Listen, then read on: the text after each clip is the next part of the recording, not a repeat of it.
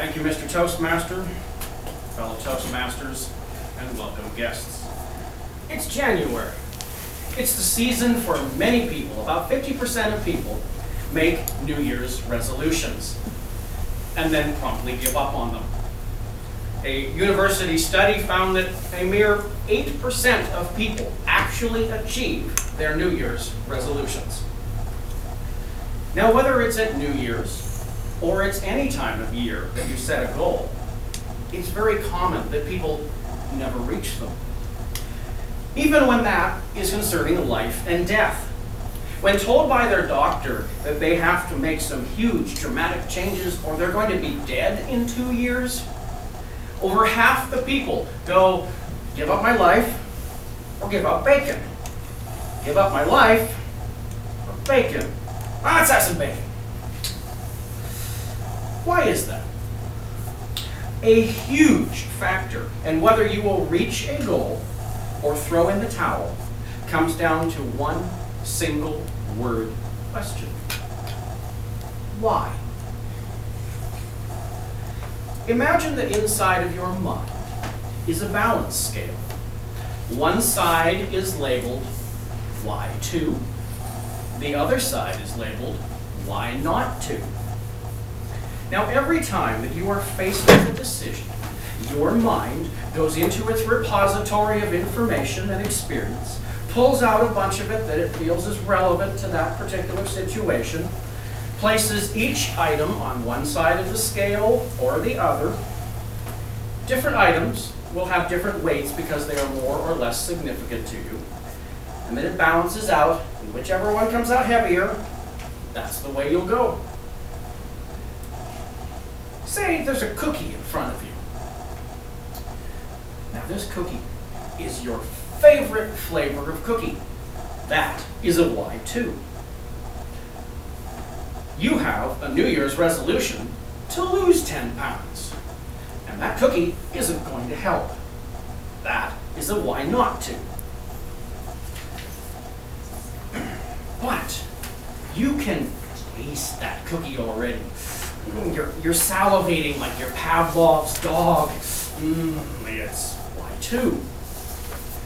Then again, you have single-mouthedly been responsible for eating the entire bag of cookies that came before that last one. And that's just since this morning. Gluttony guilt. Ooh, that's a why not to. But it's just one more cookie. It won't make much of a difference, especially after all the rest. And is that cookie singing? Lonely, feeling so lonely, now that I'm all on my own. All right, the scales, they're close, but I'm gonna eat that cookie just so it stops tempting me. And so it goes, day after day, for every decision, often made in a split second.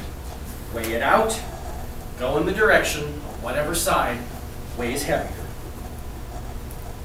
Therefore, in order to achieve any objective, any goal, you need to have heavier, more impactful reasons on that why to side. Otherwise, you'll give up. Something will eventually weigh down a little more on that why not to side, and whoop, goal done. Maybe next year. Now, the heaviest and strongest reasons are emotional. It doesn't matter where on the scale you lie between the feeler and the thinker type of person. We are all emotional creatures to some degree or another, and we make a lot of our decisions based on emotion. And then we rationalize it afterwards with logic so we feel better. We often get derailed from our goals the easiest by emotional roadblocks. And therefore, to reach a goal, you need to have emotional rocket fuel that's going to propel you forward. Now, the bigger, the scarier the objective, the heavier your whys need to be in order for you to that goal to survive and you to persist in its attainment. If you're trying to slay a mighty dragon, or you're wrestling with the biggest, most terrifying inner demons, You need whys so powerful that it will make you cry. Yes, cry. Anything less potent than that, and something will eventually come along, overpower you, and you will give up. Some of the most emotionally powerful motivations involve being for or about other people. For example, you want to eat better and exercise more. Great benefits to yourself. But what about also doing it so that you can be lively and energetic to play with your children and your grandchildren for many years to come and be able to see and witness the significant moments in their lives?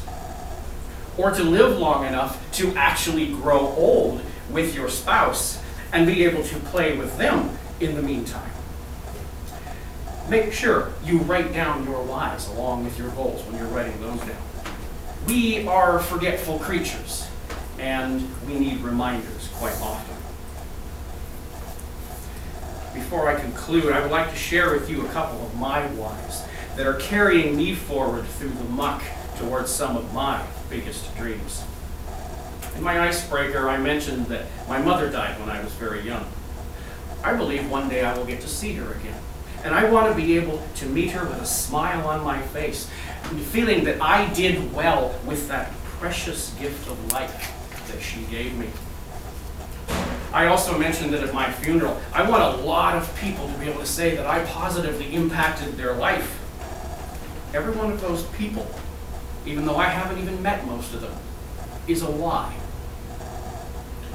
And as much as I'd like to start today charging onto the battlefield to be the one to help other people, the painful to admit fact is that at the moment I am still one of the ones lying wounded and in need of the help. And those powerful whys are what I have to keep in mind all the time so that I will keep fighting on and fighting forward. Whatever it is you're working on, fuel it with powerful whys and make 2016 the best year yet.